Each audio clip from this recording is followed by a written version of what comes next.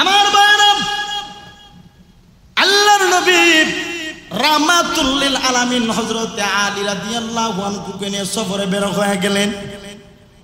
সফরে বের হওয়ার পরে সফর থেকে ফেরার পথে হযরত আলী রাদিয়াল্লাহু আনহু বলেন, নবীজির শরীর বড় ক্লান্ত, নবীজির শরীর এত ক্লান্ত হয়ে গেছে। আমার ভাইরা, এমনি আমার নবী ডাক দিয়া বললেন, রে আলী আসো, আমরা এই গাছের নিচে আমরা একটু বিশ্রাম নেই। আমার নবী হযরত আলী রাদিয়াল্লাহু আনহুকে ডাক দিয়া বললেন, এরে আলী, আমার মনে চায় আমি একটু এখানের ভিতরে ঘুমিয়ে পড়ি। এমনি আমার নবী আলীকে ডাক দিয়া বললেন, আলী রে, তোমার এই উরাত, তোমার এই রানটা দেও না, আমি একটু মাথা রেখে এখানে ঘুমাই। নবীজির সঙ্গে কোনো বালিশও ছিল না, কোনো বিছানা পর্যন্ত ছিল না। কিন্তু আমার নবী বলেন, আলী রে, তোমার পাটা দাও, আমি নবী একটু মাথা রেখে ঘুমিয়ে যাই। এবার আলী আমার নবী রাহমাতুল লিল আলামিনের মাথা মুবারক নিয়ে যখন হযরত আলীর কুলের ভিতরে যখন রাখলেন, এমনি একটু পরে তাকায় দেখেন জোহরের সময় শেষ, জোহরের নামাজ আদায় করলেন। অপর দিকে আসরের নামাজে রক্ত চলে আসছে। এমনিত অবস্থায় ধীরে ধীরে আসরের নামাজে রক্তটা চলে গেল। আসরের নামাজে রক্ত শেষ হয়ে যাবে, আমার আলী বড় কান্না শুরু করে দিয়েছেন। চোখের পানি এমন ভাবে ফেলে ফেলে কান্না করতেছেন, আফসোস করতেছেন, হাইরে আমার আল্লাহ তো আমার নবীর জন্য গোটা দুনিয়া সাজাইছেন। আমার আল্লাহ তো গোটা দুনিয়ার জন্য আল্লাহ আমার নবীর জন্য আল্লাহ সাজাইছেন। আমার নবীর জন্য আল্লাহ পাহাড় বানাইলেন, আমার নবীর জন্য আল্লাহ পাক দুনিয়াতে সব কিছু আল্লাহ তাআলা সাজাইলেন। আমার নবী ঘুমায়, কিন্তু আমার নবীর জীবনে কোনো গুনাহ নাই। আল্লাহ তাআলা জীবনের সব গুনাহ আমার নবীকে আল্লাহ মাফ করে দিয়েছেন। এই দিক দিয়া আসরের নামাজে রক্ত শুরু হয়ে গেছে। এই মুহূর্তে যদি রে আমি আলীকে তো মহান আল্লাহ মাফ দেই নাই, আসরের নামাজে রক্ত যদি কাজা হয়ে যায় আমার কি পরিমাণ হাসরের দিন কষ্ট হবে। হাসরের দিন যদি আল্লাহ জিজ্ঞাসা করলেন, আলী রে, তোর কেন আসরের নামাজের রক্ত কাজা হয়ে গেল? আমার ভাইরা, এই মুহূর্তে হযরত আলী রাদিয়াল্লাহু আনহু চোখের পানি ছেড়ে দিয়ে যখন কান্না শুরু করে দিলেন, এমন ভাবে কান্না আল্লাহর রাসূল আমার নবীর চেহারা মুবারকের ভিতরে হযরত আলী রাদিয়াল্লাহু আনহু উনার মনের অজান্তে চোখের পানি আমার নবীর চেহারার দিকে পড়ে গেল। আর আলী আফসোস করতে শুরু করলেন, গাইনি আমার ক্ষমতা নাই আমি নবীজিকে ডাক দিব, আমার কোনো ক্ষমতা নাই আমার রাসূলকে আমি ডাক দিব, আমার কোনো সাহস নাই, আমার নবী আরামে ঘুমাই। এই দিক দিয়ে আসরের নামাজের রক্ত শেষ হয়ে যাচ্ছে। এক পর্যায়ে সূর্য যখন লাল হয়ে গেল, আসরের নামাজের রক্ত যখন শেষ হয়ে গেল, কিতাবের মধ্যে লেখা হয় হযরত আলী তার চোখের পানি আমার নবীর চেহারার ভিতরে যখন পড়ে গেল, এমন তো অবস্থায় আমার নবী আলীর দিকে তাকায়া বলেন, আলী রে, তোমাকে কেউ কোনো কিছু বলেছে নাকি কেউ কোনো জিনিস করেছে, তুমি কেন কান্দো? এমনি আমার নবী কানি ডাক দিয়া বলেন, ওগো নবী, আমি এর জন্য কান্দি না, আপনি একটু পশ্চিম দিকে তাকায়া দেখেন, আঙ্গুলের ইশারা দেওয়ার মাত্রই আমার নবী আর বুঝতে বাকি রইল না আমার আলী আসরের নামাজের জন্য কান্না করে। এই জন্য চলে আসুন আল্লাহর নবীর সাহাবী হযরত আবু যর গিফারি রাদিয়াল্লাহু আনহু একদিন আল্লাহর নবীর কাছে আসতেছিলেন। এমনিত অবস্থায় দেখা গেল আল্লাহর পয়গম্বর রাহমাতুল লিল আলামিনের কাছে জিবরাইল আলাইহিস সালাতু ওয়াস সালাম বসে আছে। হঠাৎ করে জিবরাইল আলাইহিস সালাতু ওয়াস সালাম এবার আল্লাহর নবীকে ডাক দিয়ে বলেন, ইয়া রাসূলুল্লাহ, ইয়া হাবিবাল্লাহ, ওগো আল্লাহর নবী, ওই যে তাকায় দেখেন আপনার সাহাবী আবু যর গিফারি আসতেছে, আপনার সাহাবী আবু যর আপনার কাছে আসতেছে। এমনি আল্লাহ নবী ডাক দিয়ে বললেন, রে জিবরাইল, আমার সাহাবী আবু যর তুমি কেমনে চিনো? কেমনে চিনো? কিভাবে? আপনার সাহাবী আবু যর গিফারি তুমি কেমনে চিনো?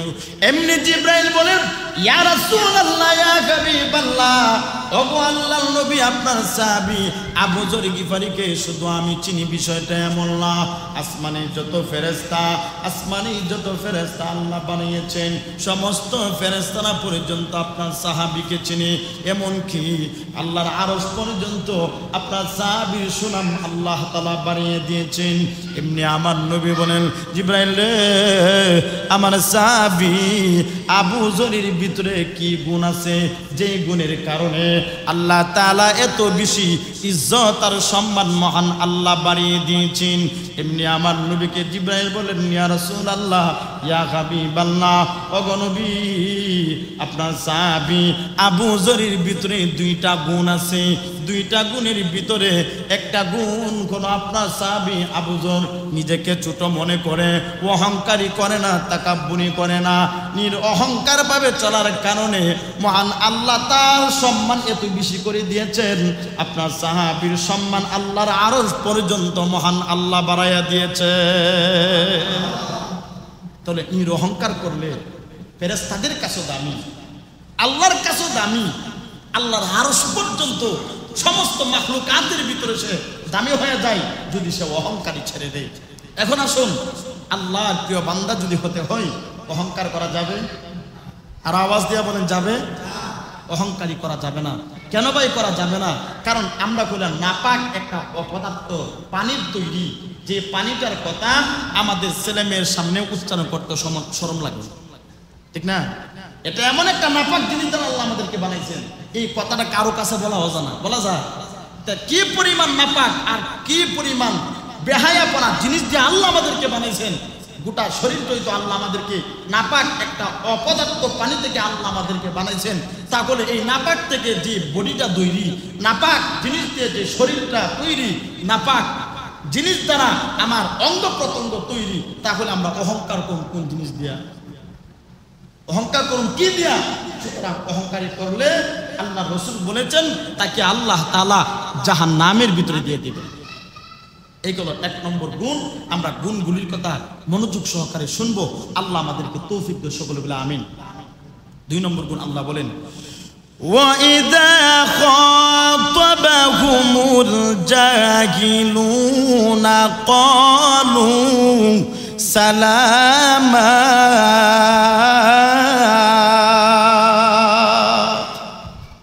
আল্লাহ বলেন, وَإِذَا خَاطَبَهُمُ الْجَاهِلُونَ قَالُوا سَلَامًا। আল্লাহ তাআলা বলেন, যদি তুমি আল্লাহর প্রিয় বান্দা হতে চাও, যখন তোমার সঙ্গে কোনো মূর্খ, যখন তোমার সঙ্গে কোনো জাহেল কথা বলবে, তখন তুমি তার সঙ্গে তর্কে বিতর্কে জড়ায়ও না। অনেক সময় আল্লাহ তাআলা এখানে জাহিলুন শব্দের দ্বারা আল্লাহ তাআলা শুধু মূর্খ, বাস্তবে যারা মূর্খ এটা আল্লাহ পাক বুঝান নাই। তাফসীরের কিতাবের ভিতরে লেখা হয়, আল্লাহ জাহিলুন দ্বারা আল্লাহ তাআলা কিছু কিছু লোক আছে বহু শিক্ষিত হওয়ার পরেও মূর্খদের মতো আচরণ করে। এমন মানুষ আমরা সমাজে নাই, মনে কথা কয় না, আছে না নাই?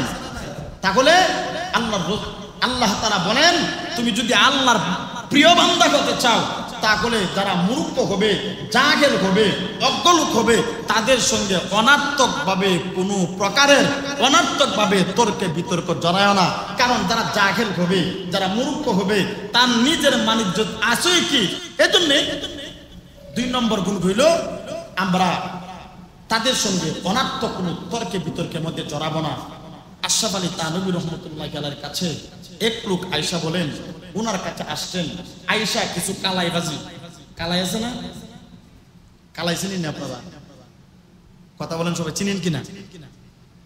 ওই যে বিভিন্ন অনেক সময় ডাল ডাল দেখা, যে মাসকুরির ডাল, তো ওই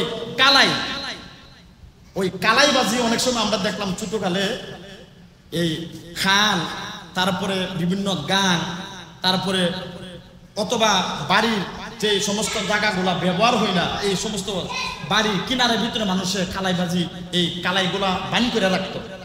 এখন আর এই কালাইগুলা সহজে পাওয়া যায় না, হয়তো বাজারের ভিতরে পাওয়া যায়, কিন্তু এখন আর সচরাচর আমরা এগুলা চাষও করি না। আশরাফ আলী থানভী রহমতুল্লাহি আলাইহির কাছে আসছেন। আয়েশা বলছেন, কালাইবাজি দিছেন আর বলছেন, হুজুর আমার আপনি একটু পানি ভরা দেন। কি ভরা দিত? পানি পরা দিত। আশরাফ আলী থানভী রহমতুল্লাহি আলাইহি উনি ওনার কাছে মুগ্ধ ছিলেন, যার কারণে একটু দেরি হয়েছে। আর অনেক সময় অনেক কেউ যদি কোনো কাজে থাকে, বিয়া খেলে কিন্তু অনেক কিছু মুখে দেয় মানুষে, দেয় না? অনেক কিছু কিছু মানুষে, আপনি একটা কাজ করতেছেন, একটা জিনিস আছে আপনার কাছে খাওয়ানোর জিনিস, তখন আপনি ইচ্ছাকৃতভাবে কিন্তু মুখে দিতে থাকেন, ঠিক না? আশরাফ আলী থানভী রহমতুল্লাহ কালাইবাজি তিনি খেয়ে ফেললেন। আর এই দিক দিয়া লোকটা বলল, হুজুর আমার একটু পানি পড়ে একটু তাড়াতাড়ি দিয়ে দেন, আর না হইলে আমার কালাইবাজি আমার ফেরত দিয়ে দেন। এমন অনেক সময় হয় না আমরা সমাজে? এই জন্য তর্ক বিতর্ক, মূর্খদের সাথে তর্ক বিতর্ক কখনো করা যাবে না। এই হলো 2 নম্বর গুণ। 3 নম্বর গুণ, আল্লাহ তাআলা বলেন,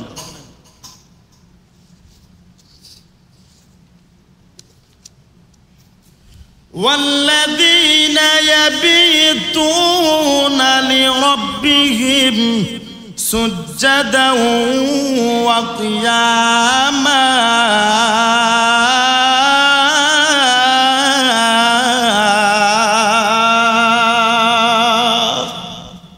والذين يبيتون لربهم سجدا وقياما। আল্লাহ তাআলা বলেন, তুমি যদি আমি আল্লাহর খাস বান্দা হতে চাও, তাহলে তোমরা 3 নম্বর গুণ অর্জন করো। কয় নম্বর গুণ? তাদেরকে একটু বের করে দিন, কথাগুলো অমনোযোগী হয়ে যাচ্ছে, তাদেরকে বের করে দিন।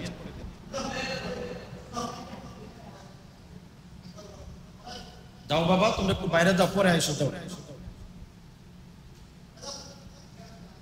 আচ্ছা, যাই হোক, 3 নম্বর গুণ হইল, আল্লাহ তাআলা বলেন, যারা রাত্রি বেলা ইবাদত করে কাটাইবে, কিয়াম করে, অর্থাৎ দাঁড়ায়া সেজদা দিয়া, এর অর্থ হলো যারা নামাজের মাধ্যমে অন্যান্য ইবাদতের মাধ্যমে যারা কাটাবে, আল্লাহ বলেন তারা হইল আমি আল্লাহর প্রিয় বান্দাদের অন্তর্ভুক্ত।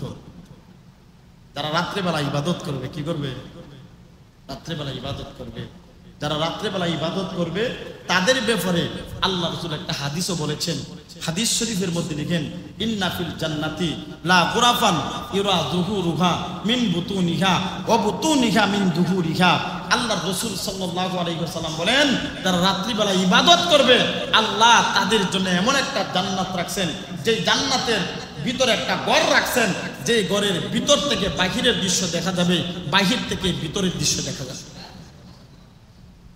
এমন একটা সুন্দর ঘর আল্লাহ তাআলা তাদের জন্য রাখছেন। এখন আসুন, আমরা রাত্রেবেলা ইবাদত করতে হবে কি হবে না? কথা বলেন, করতে হবে কি হবে না?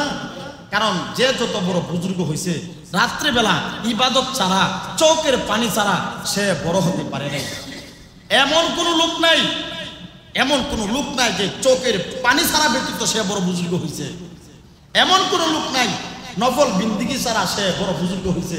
এই জন্য শুধু ফরজ নামাজ হই না, ফরজ ইবাদত হই না, পাশাপাশি আমরা অন্যান্য নফল আমলের প্রাবন্ধিক হব। নফল আমলগুলো আমরা বেশি বেশি করে পড়ব। পড়লে কি হবে? ইন্না ফিল জান্নাতি লা গুরাফান ইরা যুহুরুহা মিন বুতুনিহা ওয়া বুতুনিহা মিন যুহুরিহা। আল্লাহ রাসূল বলেন, তোমার জান্নাতে এমন একটা ঘর দেওয়া হবে, যে ঘরের ভিতর থেকে বাহিরের দৃশ্য দেখা যাবে, বাহির থেকে ভিতরের দৃশ্যটা দেখা যাবে। সুবহানাল্লাহ। ভাইরা আমার, আল্লাহ রাব্বুল আলামিন পৃথিবীর সমস্ত বান্দা বান্দীদেরকে সম্বোধন করে জানায়া দিলেন, ওরে বান্দা, ও বান্দি, তুমি যদি আমি আল্লাহর প্রিয় বান্দা হতে চাও, ওরে গোলাম, তুমি যদি আমি আল্লাহর খাস বান্দা যদি হতে চাও, তাহলে তোমাকে 3 নম্বর গুণ অর্জন করতে হবে। আল্লাহ বলে দিয়েছেন, ওয়াল্লাযীনা ইয়াবিতুনা লিরাব্বিহিম সুজদাও ওয়া কিয়ামা। আল্লাহ শিখিয়ে দিয়েছেন, এ মানুষ, তুমি যদি আল্লাহ প্রিয় বান্দা হতে চাও, রাত্রিবেলা ইবাদত করে নামাজের ভিতরে দাঁড়াইয়া সেজদা দিয়া আল্লাহর অন্যান্য ইবাদত বন্দেগী করে যদি তুমি কাটাইতে পারো, আমি আল্লাহ তোমাদেরকে আমি আল্লাহর প্রিয় বান্দাদের অন্তর্ভুক্ত হিসাবে গ্রহণযোগ্য করে নিব। এই ব্যাপারে আল্লাহ রাসূল বলে দিয়েছেন, ইন্না ফিল জান্নাতি লা গুরাফান ইরা যুহুরুহা মিন বুতুনিহা ওয়া বুতুনিহা মিন যুহুরিহা। আমার ভাইরা, আল্লাহর নবী রাহমাতুল লিল আলামিন বলে দিয়েছেন, রে উম্মতের দলেরা, তোমরা যদি রাত্রি বেলা ইবাদত করতে পারো তাহলে আল্লাহ তাআলা তোমাদেরকে জান্নাতের ভিতরে এমন একটা ঘর দেওয়া হবে, এমন একটা বিল্ডিং দেওয়া হবে, যে বিল্ডিং এর ভিতর থেকে বাহিরের দৃশ্য দেখা যাবে, বাহির থেকে ভিতরের দৃশ্য দেখা যাবে। সাহাবীরা আবার নবীজিকে জিজ্ঞাসা করলেন, ফাকামা আরাবিয়ুন লিমান হিয়া ইয়া নবী আল্লাহ, ওগো আল্লাহর নবী, কোন কোন গুণ থাকলে মহান আল্লাহ জান্নাতে এমন একটা সুন্দর বিল্ডিং দেওয়া হবে, এমন একটা ঘর আল্লাহ তাআলা কার জন্য বরাদ্দ করে রেখে দিয়েছেন? আমার নবী বলে দিয়েছেন, যার ভিতরে 4টা গুণ থাকবে। কয়টা গুণ? 4টা গুণ। 4টা গুণের প্রথম নম্বর গুণ হইল, আল্লাহ রসুল বলে দিয়েছেন, মান আতাওয়াল ফালাক, মান আতাওয়াল ফালাক।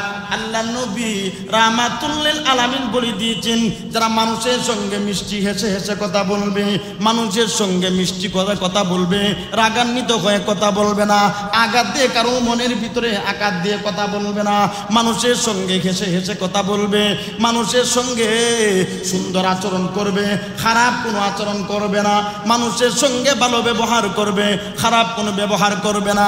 আল্লাহ বলে দিয়েছেন, আল্লাহ নবী বলেন, তার জন্য জান্নাতের ভিতরে আল্লাহ রাব্বুল আমিন সুন্দর একটা ঘরের ব্যবস্থা করে দিয়েছেন।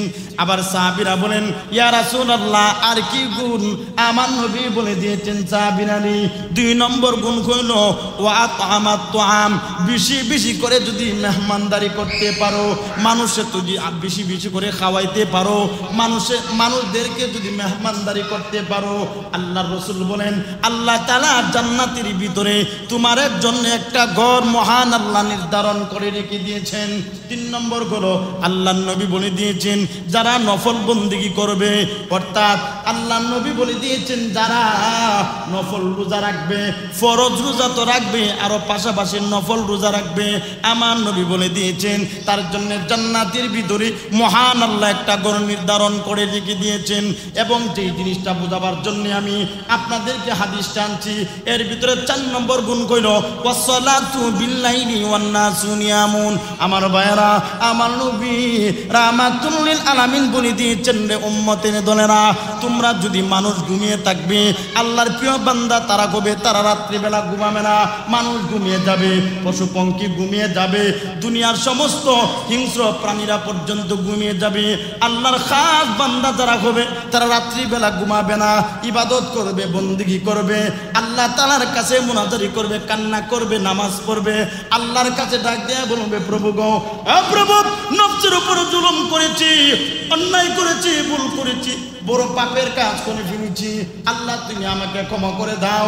এইভাবে যারা কানবে, আল্লাহর রাসূল অপর একটা হাদিসের ভিতরে আমার নবী জানাইয়া দিয়েছেন, যারা রাত্রিবেলা ইবাদত করবে, চোখের পানি ছেড়ে দিয়ে কান্না করবে, অযাকারুল্লাহ খালিয়ান ফাফাদাত আইনা। আমার নবী বুখারী শরীফের একটা হাদিসের ভিতরে আমার নবী বলে দিয়েছেন, আল্লাহ তাআলা যেই দিন মানুষগুলি নাফসি নাফসি বলে কান্না করবে, আল্লাহর আরশ ছাড়া পৃথিবীতে আর কোনো ছায়া থাকবে না, এমনকি ওই আল্লাহর আরশ ছাড়া আর কোনো ছায়া থাকবে না। যেদিন মাথার অর্ধ হাত উপরে সূর্য চলে আসবে, মাথার মগজগুলা বাতের মারের মতো বখলাইতে শুরু করবে, ওই দিন আমার নবী রাহমাতুল লিল আলামিন বলে দিয়েছেন, ওয়াযাকারুল্লাহ খালিয়ান ফাফাদাত আইনা। আমার নবী বলে দিয়েছেন, যারা নির্জনে বসে বসে চোখের পানি ফেলে কান্না করবে, আল্লাহ তাআলা তাকে আরশের নিচে জায়গা করে দিবে। তাহলে চোখের পানির দাম আছে না নাই? আর আওয়াজ দিয়া বলেন, চোখের পানির দাম আল্লাহ তাআলার কাছে এত বেশি।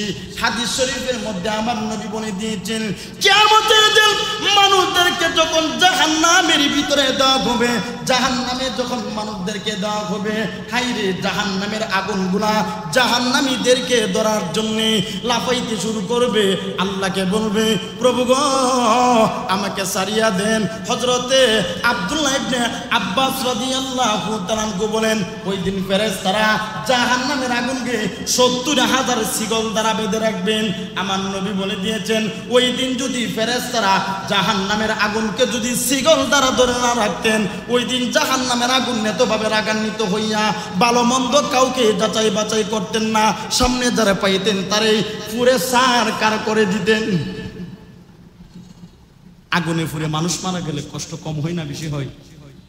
কথা বলেন।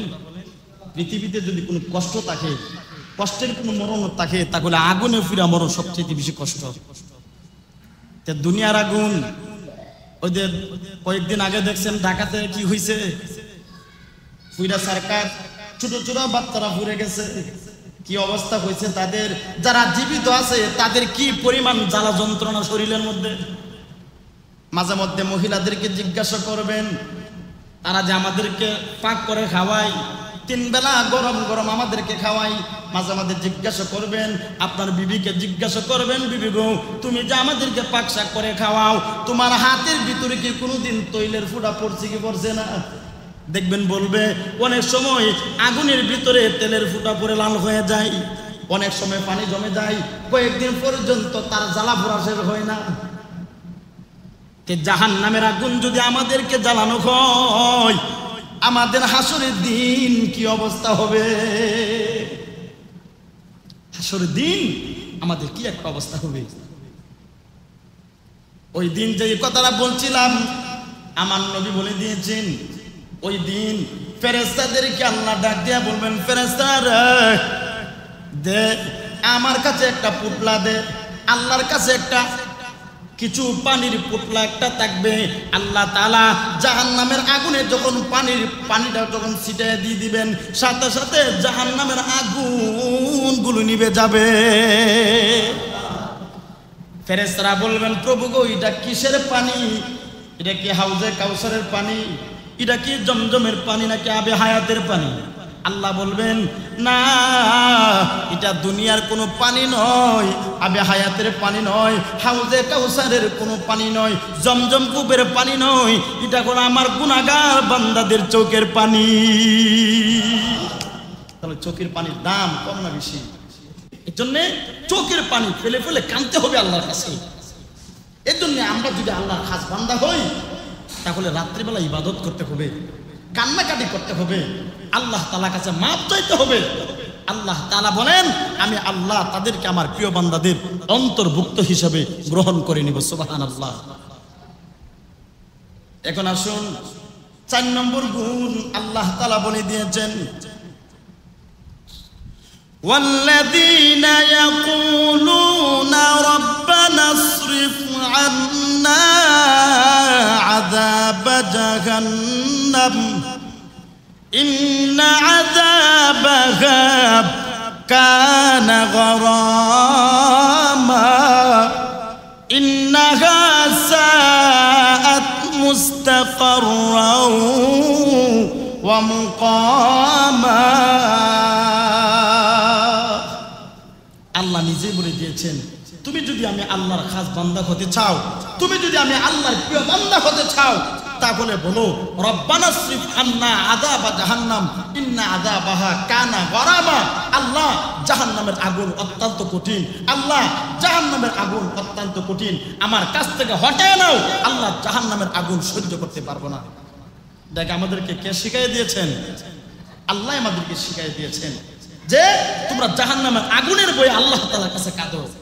ভাই জাহান্নামের আগুন তো সাধারণ কোনো আগুন না। দুনিয়ার আগুন শরীরে লাগলে কি পরিমাণ কষ্ট, আর জাহান্নামের আগুন শরীরে লাগলে কি পরিমাণ কষ্ট হবে, কি পরিমাণ কষ্ট হবে। দুনিয়াতে আগুন, জাহান্নামের আগুন যদি তার হাতে লাগে হাত জ্বলে, পায়ে লাগে পা জ্বলে, আর জাহান্নামের আগুনের সিস্টেম হইল হাতে লাগতে ধীরে কবি কলিজা পর্যন্ত গুনাহ হইতে ধীরে হবে না। তো জাহান্নামের আগুনের অবস্থা কি পরিমাণ কঠোর এবং কঠিন হবে জাহান্নামের আগুন।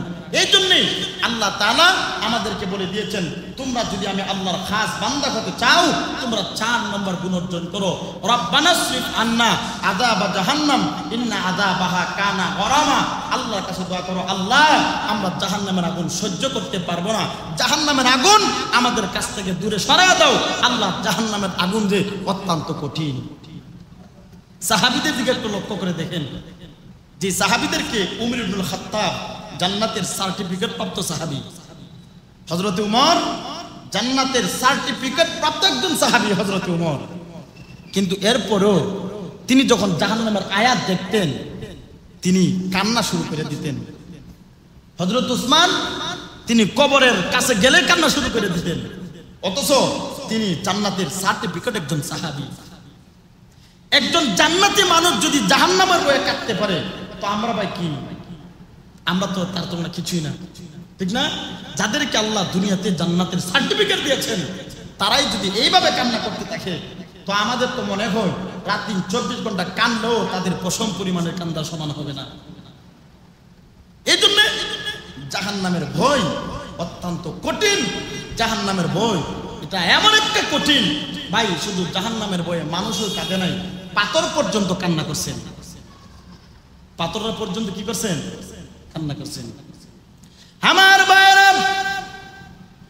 আল্লাহর নবী রাহমাতুল লিল আলামিন, একদিন আল্লাহর নবী সাহাবী হযরতে মাকাল ইবনে ইয়াসির রাদিয়াল্লাহু আনহুকে নিয়ে আমার নবী রাহমাতুল লিল আলামিন তিনি সফরের উদ্দেশ্যে বের হয়ে গেলেন। সফরে বের হয়ে গেলেন। প্রতিমধ্যে যাওয়ার পর হযরতে মাকাল ইবনে ইয়াসির রাদিয়াল্লাহু আনহু বলেন, ইয়া রাসূলুল্লাহ, ইয়া হাবিবাল্লাহ, ওগো আল্লাহর নবী, আমি যে পানি পিপাসিত হয়ে গেছি, আমার আপনি একটু পানির ব্যবস্থা করে দেন। কারণ মরুভূমির নিচ দিয়া বালুর গম, পাথরের গরম, বালুর গরম, উপর দিয়া সূর্যের গরম। যারা চৌকিতে গেছেন বা উমরা করতে গেছেন বা হজ করতে গেছেন, তারা তো হয়তো দেখছেন যে ওই দেশের কি অবস্থা, গরমের কি পরিমাণের অবস্থা। তো আল্লাহ রাসূল সাল্লাল্লাহু, এখন তো বর্তমানে আপনি দেখেন আরাফার ময়দানে যান, মুজদালিফার মাঠে যান বা বিভিন্ন স্থানে যান, আপনাদেরকে বা মানুষদের আরাম আয়েশের জন্য ছায়ার ব্যবস্থা করে রাখছে, উপরে ছাতার মতো করে রাখছে, যাতে করে তাদের উপরে সরাসরি সূর্যের তাপ না লাগে। নিচে পাকা করে রাখছে। অথচ আল্লাহ রাসূল সাল্লাল্লাহু আলাইহি ওয়াসাল্লামের বেলা এমন কোন সিস্টেম ছিল না, এমন কোনো কিছু ছিল না। তো আল্লাহ রাসূল আর সাহাবীরা কি পরিমাণ কষ্ট করেছেন। এমনি সাহাবী বলেন, ইয়া রাসূলুল্লাহ, ইয়া হাবিবাল্লাহ, ওগো আল্লাহর নবী, আমি যে পানি পিপাসিত হয়ে গেছি, আমরা আপনি একটু পানির ব্যবস্থা করে দেন। এমনি আল্লাহর নবী বলেন, সাহাবী রে, এখানের ভিতরে পানির কোনো ব্যবস্থা নাই, খালের কোনো ব্যবস্থা নাই, এখানে কোনো খাল নাই, কোনো বিল নাই, কোনো টিউবওয়েল নাই, কোনো নদী নাই, কোনো নালা নাই, কোনো কুয়ার কোনো ব্যবস্থা নাই। আমি তোমাকে এখান থেকে পানি কেমনে ব্যবস্থা করে দিব? এমনি সাহাবী বলেন, ইয়া রাসূলুল্লাহ, ইয়া হাবিবাল্লাহ, ওগো আল্লাহর নবী, এই মুহূর্তে যদি আমাকে পানি পান না করান, আমি খোদার কসম করে বলি, সামনের দিকে আমি অগ্রসর হতে পারবো না। ওগো নবী, আমার কলিজা পেটে যাওয়ার উপক্রম হয়ে গেছে, আমি সামনের দিকে বাড়তে পারবো না। আল্লাহর নবী ডাক দিয়ে বলেন, সাহাবী রে, ওই যে পাথরের পাহাড় দেখা যায়, পাথরের পাহাড়ের কাছে যাও, গিয়ে বলো আমি নবী সালাম জানাও, এবং গিয়ে বলো আমি নবী পাথরকে সালাম জানিয়েছি, এবং গিয়ে বলো আমি নবী পাঠাইছি তোমাকে পানি পান করে দেওয়ার জন্যে। আমার ভাই, পানি কোথায় যাবে? পাথরের কাছে। নবীজি পাথরের কাছে পাঠাইছেন। নবীজির কথা পাথর শুনছে কি শুনছে না? কথা বলেন, শুনছে কি শুনছে না? হযরত আলী রাদিয়াল্লাহু আনহু থেকে বর্ণিত হাদিস, আল্লাহ রাসূল বলেন, কুনতু মান নবী সাল্লাল্লাহু আলাইহি ওয়াসাল্লাম বি মক্কাতা ফি বা'দ লাওয়াহিহা ফামাস্তাকবালাহু জামালুন ওয়ালা শাজারুন ইল্লা ওয়া হুয়া ইয়াকুল আসসালামু আলাইকা ইয়া রাসূলুল্লাহ, আসসালামু আলাইকা ইয়া হাবিবাল্লাহ। হযরত আলী বলেন, আমি খোদার কসম করে বলি, আমি নবীজির সঙ্গে একবার সফরে ছিলাম, যে মুহূর্তে একটা গাছের কাছে গেলাম, গাছ নবীজিকে সালাম দিতে আরম্ভ করেছেন। একটা পাথরের পাহাড়ের কাছে গেলাম, পাথরের পাহাড় পর্যন্ত নবীজিকে সালাম দিতে আরম্ভ করেছেন। যে পাথররা পর্যন্ত নবীজিকে চিনছে, পাথর পর্যন্ত নবীজিকে চিনছে, গাছ পর্যন্ত নবীজিকে চিনছে, জঙ্গলের হিংস্র প্রাণী পর্যন্ত নবীজিকে চিনছে, সবকিছু নবীজিকে চিনছে, কুল কায়নাত নবীজিকে চিনছে। আমার ভাই, আল্লাহর রাসূলকে যখন দুনিয়াতে আগমন করেছিলেন, রাসূলের মা আমেনার কোলে যখন দেওয়া হয়েছে, এমনি করে একটু পরে তাকায় দেখে আমেনার কোলে তার সন্তান নাই। পেরেশানিতে ভিতরে পড়ে গেলেন, নাকি আমার সন্তানকে জিন্নাতি নিয়ে গেছে, না কোনো কিছু নিয়ে গেছে, কি করা যায়? আল্লাহ গায়বে আওয়াজ দিয়ে নবীকে আমেনাকে জানাই দিলেন, আমেনা গো, টেনশন করো না, পেরেশানি করো না।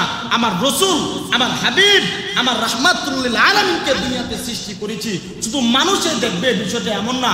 সমস্ত কুল কায়নাতের মাখলুকগুলা আমার রসুলকে দেখার জন্য অপেক্ষমান, সবাই নবীজিকে দেখবে। এই জন্য আমি জিব্রাইলকে দিয়া গোটা পৃথিবী একবার ভ্রমণ করা সমস্ত পাখিদের, সমস্ত জিনদের, সমস্ত মানুষদের, এমনকি সমস্ত পশুপক্ষী সহ সমস্ত মাখলুকাতের কাছে আমি আমার রসুলকে দেখায়া তাদের কলিজাকে ঠান্ডা করে দিব। অথচ আমরা মানুষ হইয়াও নবীজিকে চিনতে পারলাম না, নবীজিকে চিনতে পারলাম না। আমার ভাইরা, আল্লাহর নবী রাহমাতুল লিল আলামিন হযরত আলী রাদিয়াল্লাহু আনহুকে নিয়ে সফরে বের হয়ে গেলেন। সফরে বের হওয়ার পরে সফর থেকে ফেরার পথে হযরত আলী রাদিয়াল্লাহু আনহু বলেন, নবীজির শরীর বড় ক্লান্ত, নবীজির শরীর এত ক্লান্ত হয়ে গেছে। আমার ভাইরা, এমনি আমার নবী ডাক দিয়া বললেন, রে আলী আসো, আমরা এই গাছের নিচে আমরা একটু বিশ্রাম নেই। আমার নবী হযরত আলী রাদিয়াল্লাহু আনহুকে ডাক দিয়া বললেন, এরে আলী, আমার মনে চায় আমি একটু এখানের ভিতরে ঘুমিয়ে পড়ি। এমনি আমার নবী আলীকে ডাক দিয়া বললেন, আলী রে, তোমার এই উরাত, তোমার এই রানটা দেও না, আমি একটু মাথা রেখে এখানে ঘুমাই। নবীজির সঙ্গে কোনো বালিশও ছিল না, কোনো বিছানা পর্যন্ত ছিল না। কিন্তু আমার নবী বলেন, আলী রে, তোমার পাটা দাও, আমি নবী একটু মাথা রেখে ঘুমিয়ে যাই। এবার আলী আমার নবী রাহমাতুল লিল আলামিনের মাথা মুবারক নিয়ে যখন হযরত আলীর কুলের ভিতরে যখন রাখলেন, এমনি একটু পরে তাকায় দেখেন জোহরের সময় শেষ, জোহরের নামাজ আদায় করলেন। অপরদিকে আসরের নামাজে রক্ত চলে আসছে। এমনিত অবস্থায় ধীরে ধীরে আসরের নামাজে রক্তটা চলে গেল। আসরের নামাজে রক্ত শেষ হয়ে যাবে, আমার আলী বড় কান্না শুরু করে দিয়েছেন। চোখের পানি এমন ভাবে ফেলে ফেলে কান্না করতেছেন, আফসোস করতেছেন, হাইরে আমার আল্লাহ তো আমার নবীর জন্য গোটা দুনিয়া সাজাইছেন। আমার আল্লাহ তো গোটা দুনিয়ার জন্য আল্লাহ আমার নবীর জন্য আল্লাহ সাজাইছেন। আমার নবীর জন্য আল্লাহ পাহাড় বানাইলেন, আমার নবীর জন্য আল্লাহ পাক দুনিয়াতে সব কিছু আল্লাহ তাআলা সাজাইলেন। আমার নবী ঘুমায়, কিন্তু আমার নবীর জীবনে কোনো গুনাহ নাই। আল্লাহ তাআলা জীবনের সব গুনাহ আমার নবীকে আল্লাহ মাফ করে দিয়েছেন। এই দিক দিয়া আসরের নামাজে রক্ত শুরু হয়ে গেছে। এই মুহূর্তে যদি রে আমি আলীকে তো মহান আল্লাহ মাফ দেই নাই, আসরের নামাজে রক্ত যদি কাজা হয়ে যায় আমার কি পরিমাণ হাসরের দিন কষ্ট হবে। হাসরের দিন যদি আল্লাহ জিজ্ঞাসা করলেন, আলী রে, তোর কেন আসরের নামাজের রক্ত কাজা হয়ে গেল?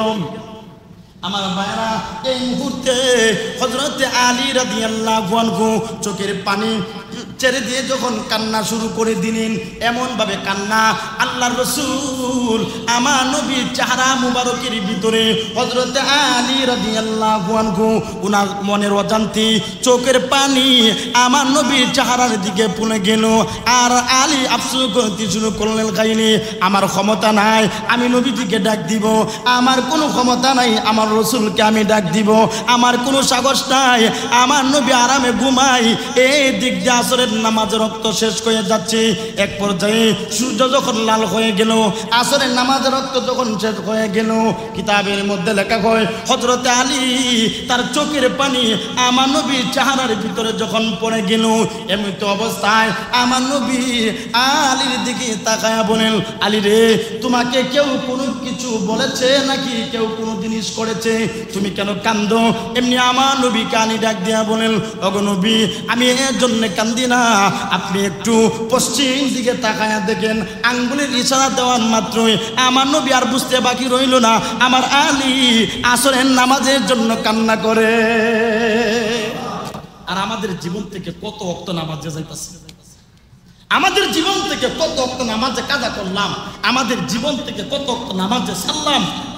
আল্লাহ রাসূল বলেন, কোন মানুষ যদি এক ওয়াক্ত নামাজ আর এক ওয়াক্ত ভরে নামাজকে কাজা করে ফেলে, আল্লাহ তাআলা 2,88,000 বছর জাহান্নামের আগুনে জ্বালাইব। এক ওয়াক্ত নামাজ যদি এদিক সেদিক হয়, আর আমাদের জীবন থেকে কত ওয়াক্ত নামাজ যে চলে গেছে ভাই, কোন হিসাব?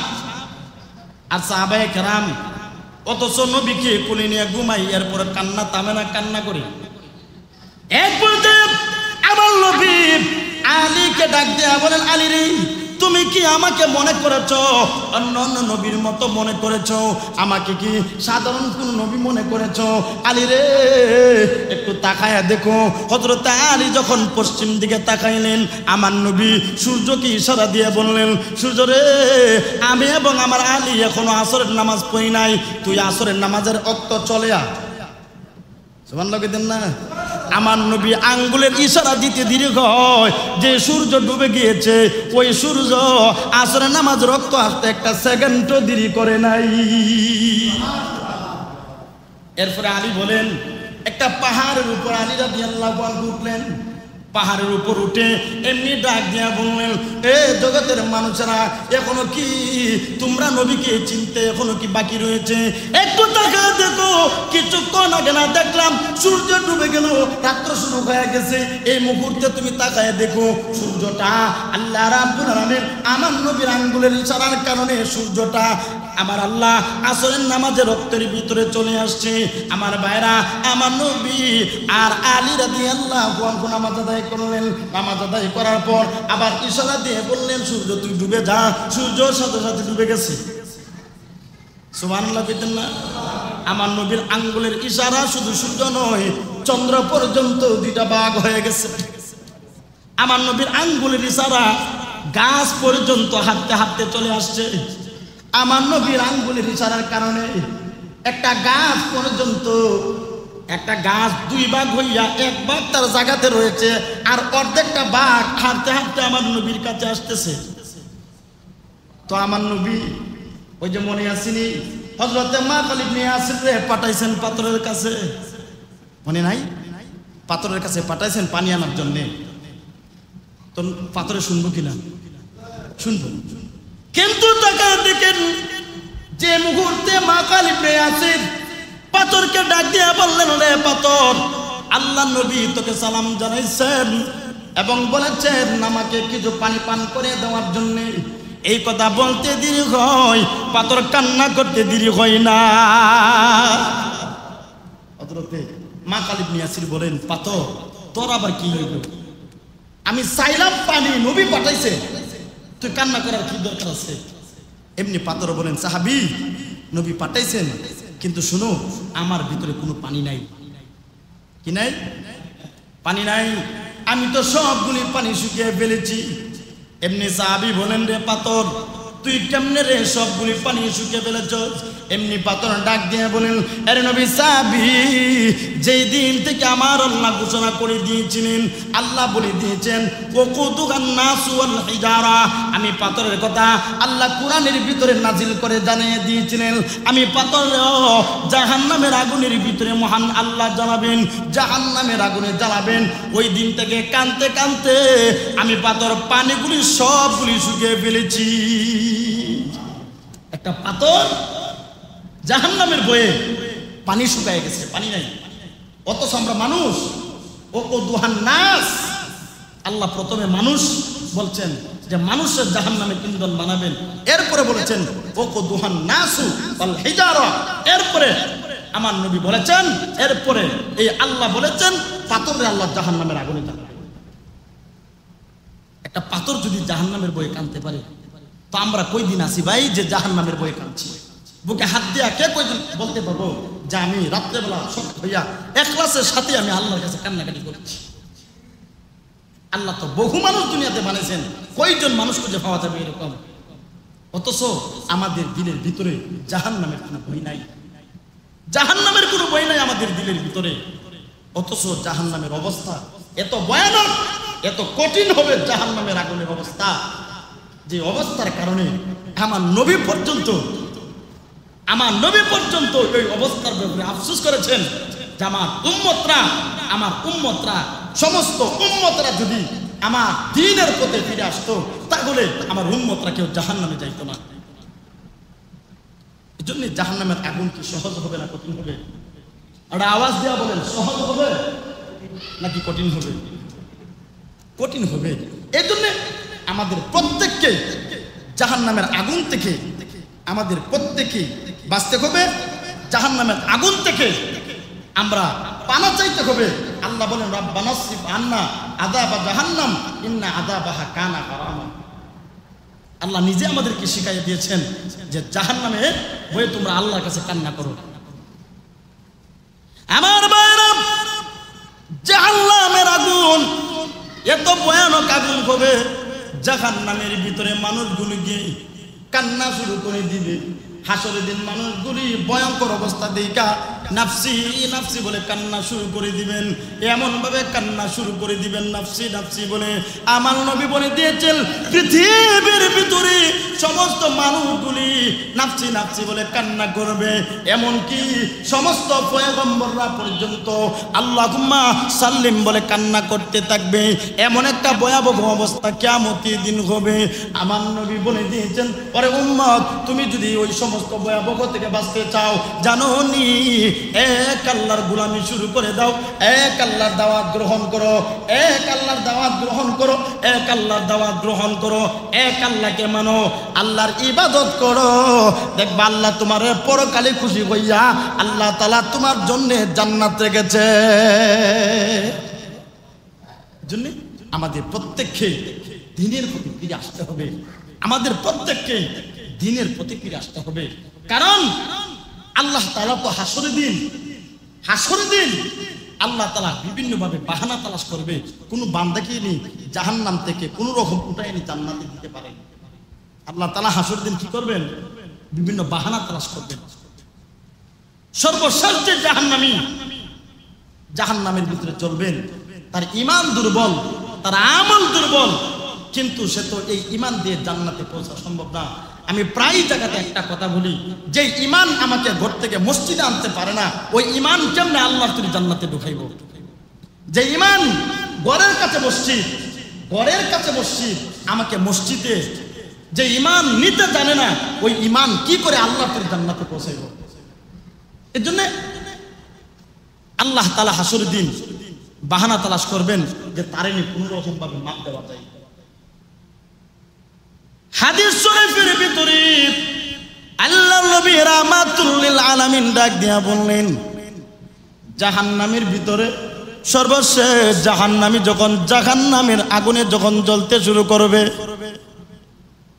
আল্লাহ তাআলা তাকে বিভিন্ন ভাবে বাহানা তালাশ করবেন।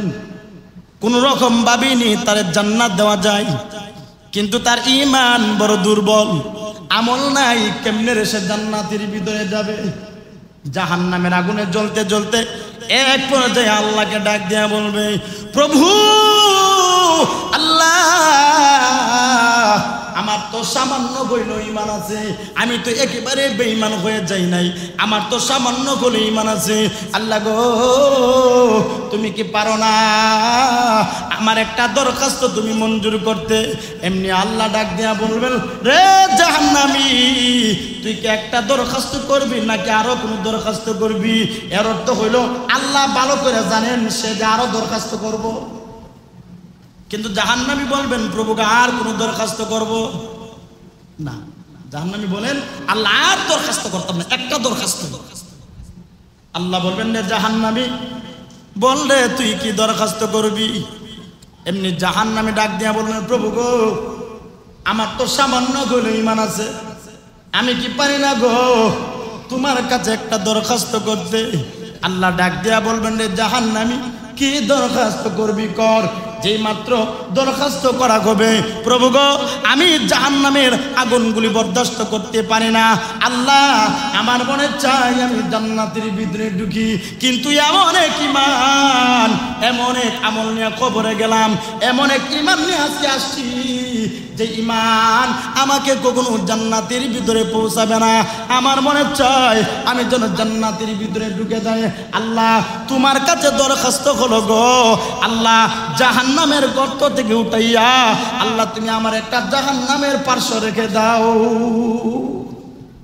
এখন বলুন, আল্লাহ বলেন যা, আমি আল্লাহ তোরে জাহান্নামের গর্ত থেকে উঠাইয়া আমি তোরে জাহান্নামের একটা পাশে রেখে দিলাম। এখন প্রশ্ন হইল, জাহান্নামের আযাব তার কমছে না বাড়ছে? কমছে। কেন কমছে? জাহান্নামের মাঝখানে যে পরিমাণ আযাব, কিনারে তো ওই পরিমাণ আযাব নাই। একটা পুকুরে মাঝখানে যে পরিমাণ পানি, কিনারে ওই পরিমাণ পানি আছে ভাই? আযাব যখন কমছে, এখন ওই যে আগে যে দরখাস্ত করছি আর বলছিল আল্লাহ আর দরখাস্ত করতাম না, এই কথা ভুলে লাগছে। ভুললে কো আল্লাহ আমি তোমার কাছে আরেকটা দরখাস্ত করতেছি। এমনি আল্লাহ ডাক দিয়া বললেন, রে জাহান্নামী, হে জাহান্নামী, তুই না বলেছ একটা দরখাস্ত করবি আর কোনো দরখাস্ত করবি না, তাহলে এখন আবার দ্বিতীয়বার কেন দরখাস্ত করবি? এমনি আল্লাহকে ডাক দিয়ে বলবেন, প্রভু গো আল্লাহ, তওবা করেছি, আমার ভুল হয়ে গেছে, আর কোনো দরখাস্ত করব না, আর একটাই দরখাস্ত করব, এই দরখাস্তটা আল্লাহ, আর কোনো দরখাস্ত করব না। আল্লাহ ডাক দিয়া বলেন, বান্দার তুই বুঝা কইস? বলে আল্লাহ আমি বুঝে গেছি। তুই যদি বুঝা কয়ে থাকস তারপরে আরেকটা দরখাস্ত কর। যে মুহূর্তে বান্দা ডাক দিয়া বলবে, প্রভু গো আল্লাহ, জাহান্নামের আগুন আমি বরদাস্ত করতে পারি না, ঈমান বড় দুর্বল, আমল বড় দুর্বল, ঈমান দুর্বলের কারণে আমার মনে চাই আমি যেন জান্নাতের ভিতরে ঢুকে যাই, কিন্তু আমার ঈমান বড় দুর্বল, আমি জান্নাতের ভিতরে ঢুকতে পারি না। আল্লাহ তুমি কি পারো না গো আমাকে জাহান্নামের কিনারা থেকে, জাহান্নাম থেকে বের করে দিতা? আল্লাহ বলেন, যা, আমি আল্লাহ তোর এই দরখাস্তটা মঞ্জুর করলাম, জাহান্নাম থেকে তোর বাইর করে দিলাম। সুবহানাল্লাহ কি না? বাইর করার পরে এই মুহূর্তে ওই যে আগে যে দরখাস্ত করছি করতাম না, এই কথাটা ভুলে গেছি। ভুললে আল্লাহ বলে, আল্লাহ তোমার কাছে আমি আরেকটা দরখাস্ত। সুবহানাল্লাহ কি না? আল্লাহ বলেন, তুই না বুঝতে আর করতে না, বুঝছো কিছু এখন আল্লাহ সরি, ভুল হয়েছে, আর করতাম না।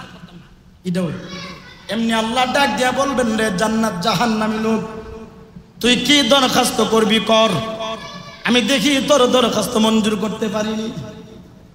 আল্লাহ দরখাস্ত মঞ্জুর করতে পারবো নি? হ্যাঁ, আল্লাহ রহমান, আল্লাহর দয়া কম না ছোট না বড়? আল্লাহর দয়া বড় না ছোট? বড়। আল্লাহ তো বাহানায় তালাশ করতেছেন তার নিয়ে জান্নাত দেওয়া চায়। এমনি করে ওই জাহান্নামী ডাক দেয়া বলবেন, হে প্রভু, আমার মনে চাই ওই যে জান্নাত দেখা যায়, জান্নাতের ভিতরে ঢুকে যাওয়ার, আমি যেন চিরস্থায়ী জান্নাতের ভিতরে ঢুকে যাই। এমন কোনো আমল নাই, এমন কোনো ঈমান নাই যে ঈমানের কারণে আমি জান্নাতে ঢুকতে পারবো। এমনি আল্লাহ ডাক দিয়া বলবেন, কথা কথা কয়ে লাভ নাই, কিতা কবি ডাক।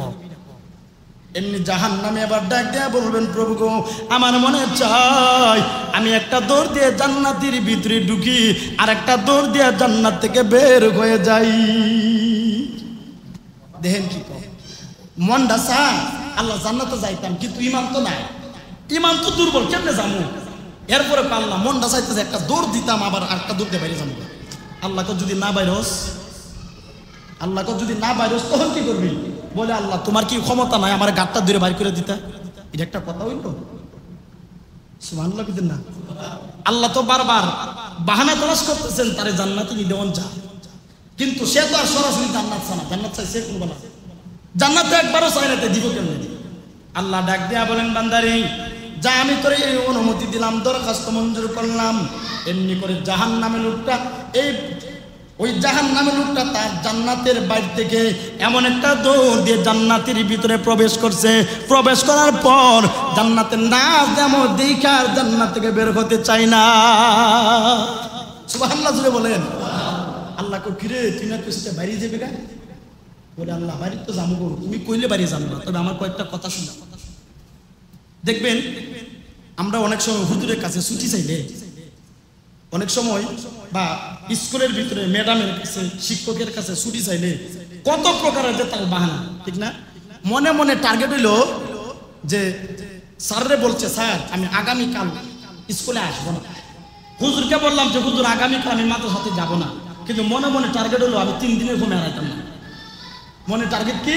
3 দিনের কমে হারাইতো না। কিন্তু এরপরে স্যাররা বলে, স্যার স্যারের কথার ভাব বালা না, ছুটি দেওয়া যেত না।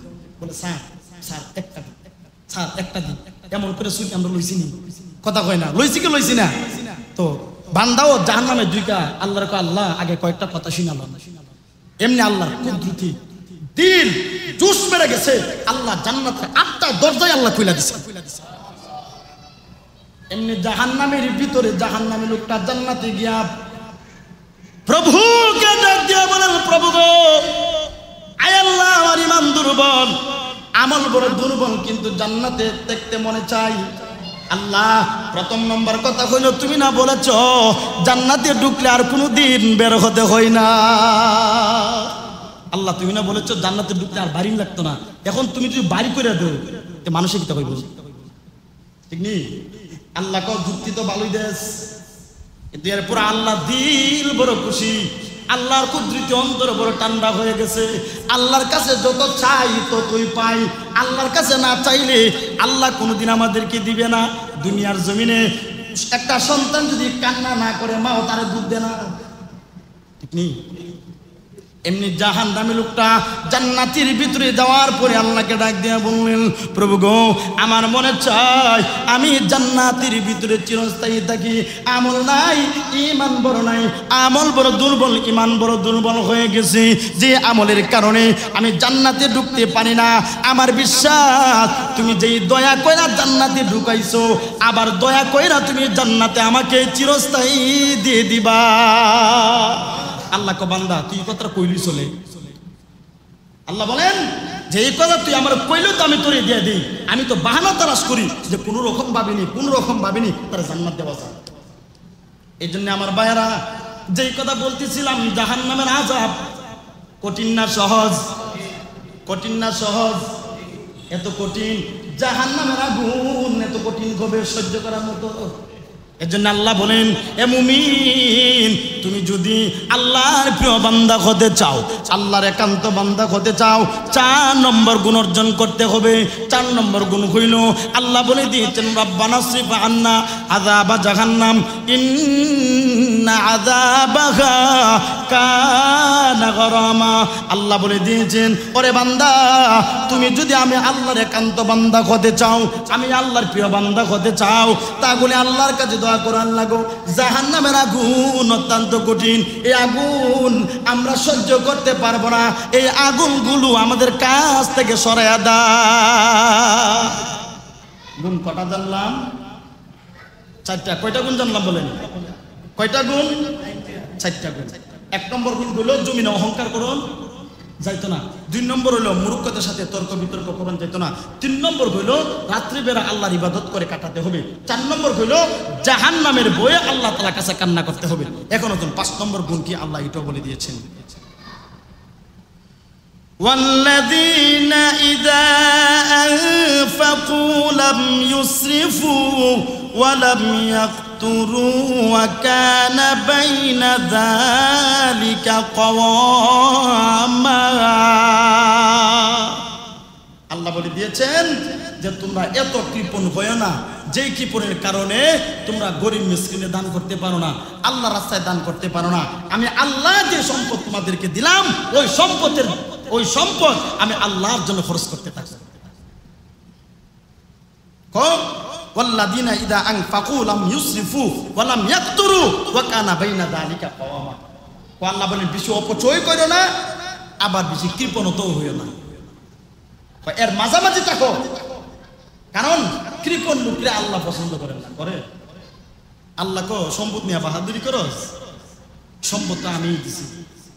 আল্লাহ কি কোনো সময় বলছে যে তোদের সম্পদ থেকে তোরা ব্যয় কর? এই কথা বলেন না। সব জায়গাতে আল্লাহ বলেন আমি আল্লাহর দেওয়া যে সম্পদ তোদেরকে দিলাম, ওই সম্পদ থেকে তোমরা খরচ করো। আল্লাহ কিন্তু এর অর্থ হলো এই সম্পদ কিন্তু আমাদের না, সম্পদ আমাদের। সম্পদ আমাদের যতদিন পর্যন্ত দুনিয়ার হায়াত আছে, যতদিন পর্যন্ত দুনিয়ার হায়াত আছে ততদিন পর্যন্ত হলো আমাদের সম্পদ। আমি মারা গেলে আমার নামটা খাইটা আমার ছেলের নামে আইব, আবার ছেলে মারা যাবে, এরপরে নাতির নামে আয় পড়বো, ঠিক নেই? এইভাবে কিয়ামত পর্যন্ত সম্পদ একজনের হাত থেকে আর একজনে যাবে।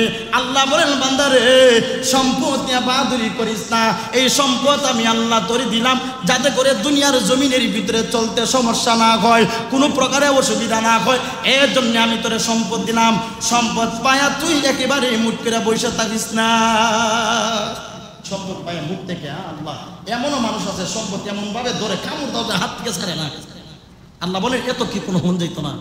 আল্লাহ বলেন এত আমার অপচয় হন যাইতো না, যে অপচয় করলে অপচয়, রসুল বলেন শয়তানের ভাই, এত বেশি অপচয় করুন যাইতো না। সুতরাং এর মাঝামাঝি করে আমরা সবসময় খরচ বহন করব।